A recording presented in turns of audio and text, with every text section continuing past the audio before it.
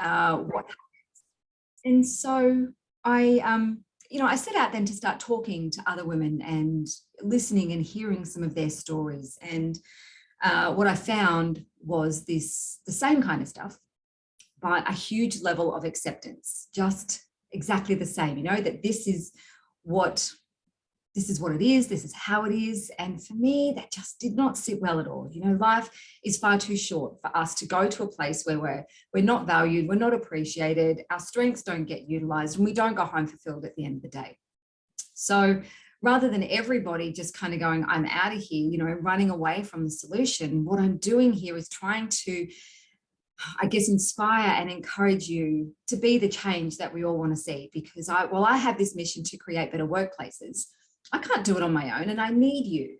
And I need you to help me to do this as well. And so by sharing all of this with you, that is my aim, to give you that courage, to give you that guidance, to give you some of the lessons that I may have learned the hard way, to help you to stand up to the whole, that's just the way it is mentality. So welcome to our group. That's the purpose here. I do have leadership development programs over at Her Leadership Journey. I share them with you from time to time, but this Thursday training is something that I do enjoy doing every Thursday here live in the group. So if you're here watching, please make sure you say hi. Oh, hey, Christina. Hey, Raywing. Nice to have you guys here. Thank you. And today I want to talk about feedback and giving feedback. And rather than teach you how to do it, I thought I might go through some of the mistakes that I've made, that I've seen others make, and that have been made on me as well. And you might resonate with some of these. Also, I want you to let me know some of your experiences with feedback, some things that maybe someone's given you feedback, they've either done it the wrong way. Share some of your experiences, or even times where it's worked really well and it had great results. So share those and what you did, or some of the tips that somebody else might be able to take away, because this group it's not just about me, it's about all of us coming together, being collaborative, sharing our ideas and our experiences. And I know some people think that they don't know anything, so they're not going to say anything, but your story, your experience and your perspective is so valuable to everybody else in the group. So please make sure you're sharing in here, telling stories. If you find something out on the net that you think is going to be really valuable for someone else, come in and share the link. That's what we're all about. So I wrote down some of these notes around some mistakes. And the biggest one that I see is that we haven't developed trust yet. And I was talking with someone the other day and they said, how do you have that conversation about someone's behavior? It's not as though there's a KPI wrapped around it. It's not as though the expectation has been laid out clearly that this is the way you behave. And it's a lot of this passive aggressive behavior, that underlies a lot of, or undermines a lot of our teamwork and our trust. And so the thing is that if you've just met someone for the first time, you can't really go up and go, hey, the way you just behaved in that meeting was pretty crappy and I don't want to see it again. Because straight away, you are just ruining any type of relationship or any kind of trust that you may have even built up a tiny, weeny little bit. So if you've got a new relationship with someone, either you're new to their team, they're new to your team, or something's kind of been going on for a while and you want to address it and you want to start calling it out and you want to fix this problem, you've got to build the trust first.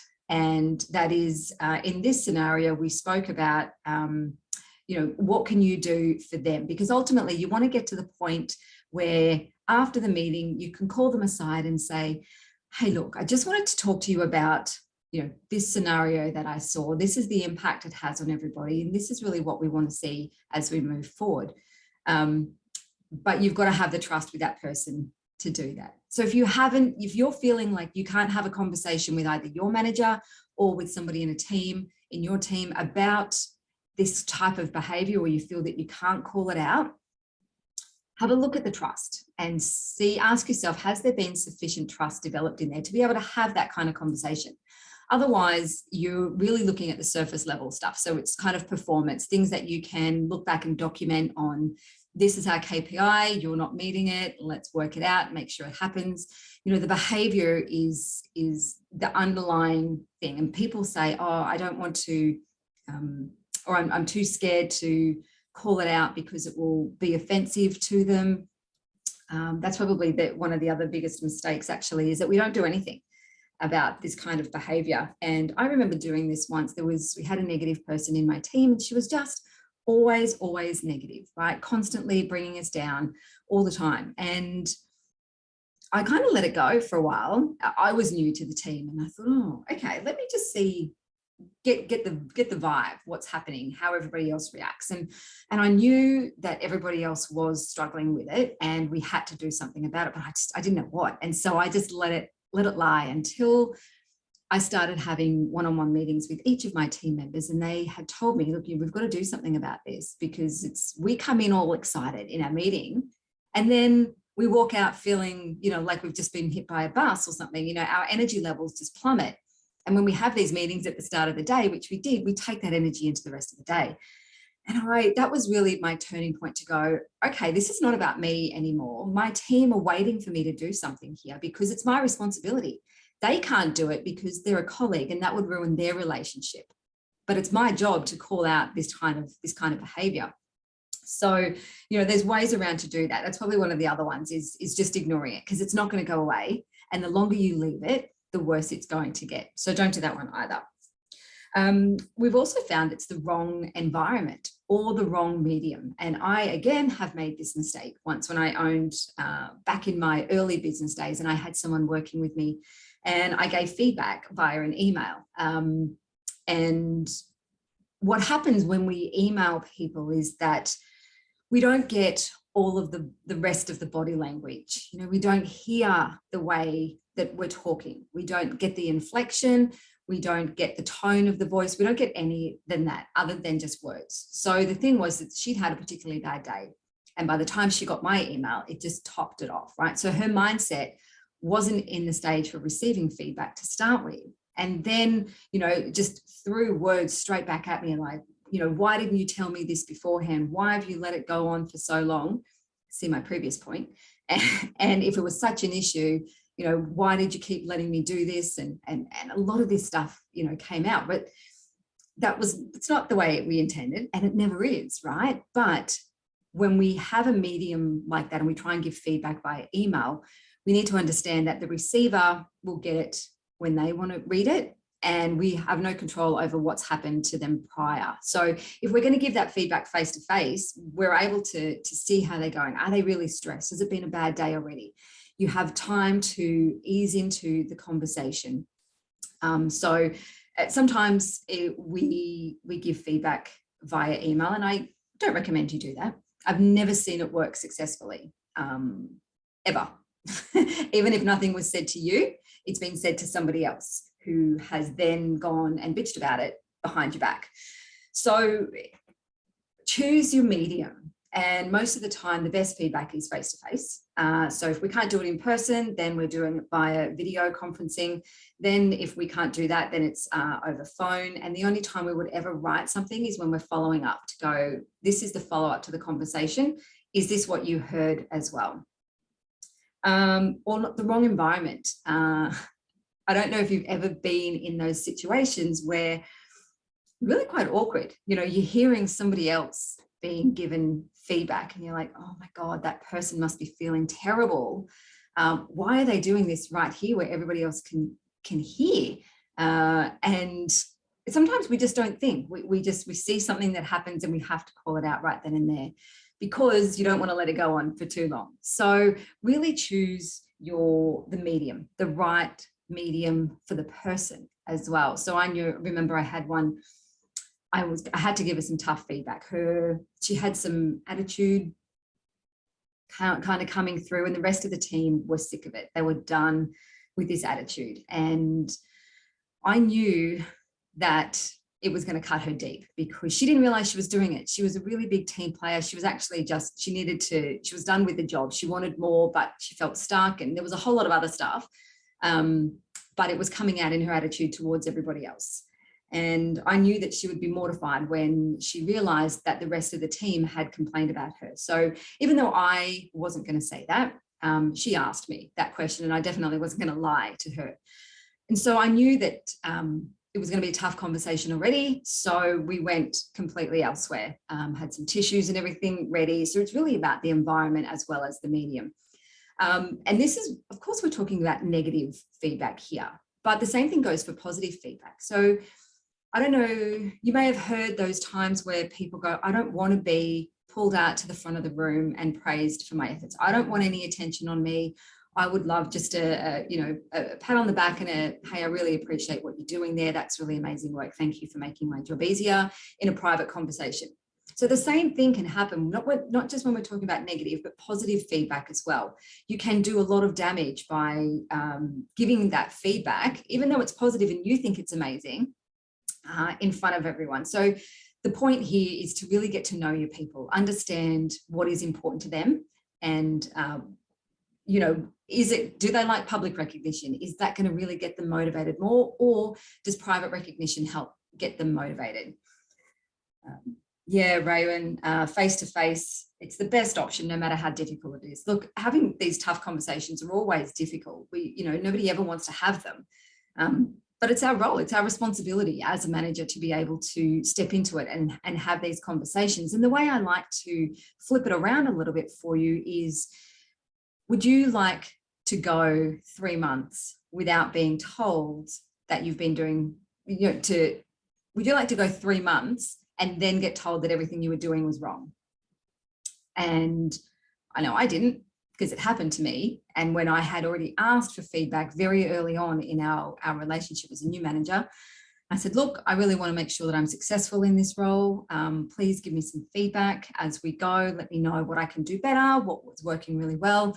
And, her response was, oh, look, there's plenty of time to get that feedback going. So she waited until, a 3-month quarterly review to then tell me that everything I'd been doing for that 3 months could have been done differently. And I think that was probably, a real turning point in our relationship, because I had asked for it and she didn't give it to me, but then threw it all at me at once later, when all of this stuff could have been fixed earlier on and I could have been more successful in that role. And I guess I really resented her for not telling me that. For whatever reason she had, I don't know what the reason was why she wouldn't tell me.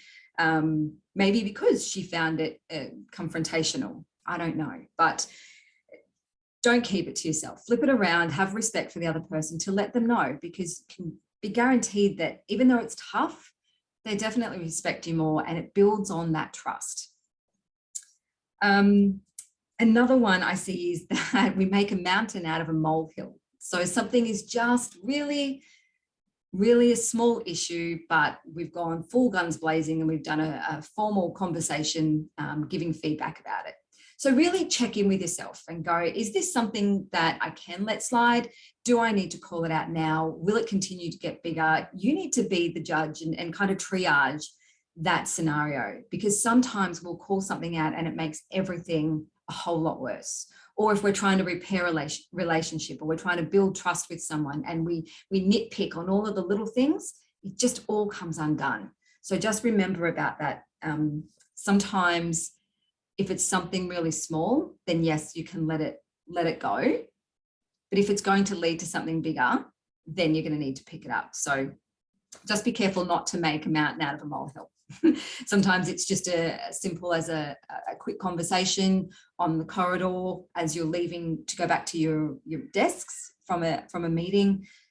You're having that kind of conversation there. It doesn't always have to be a formal, lock ourselves away in an office document kind of conversation. And one of the other things I see is that we don't ever praise enough. It's like a deposit bank. We have to put the good stuff in, build up that relationship and build up that trust in order for us to have those honest conversations that just say, hey, that wasn't cool. Because if that's all we're doing, then chances are we're not actually going to be able to, they're going to stop listening for starters. So let's have a think about, that how often you've praised versus how often you've given that constructive feedback, because you've probably heard it as well. What is it?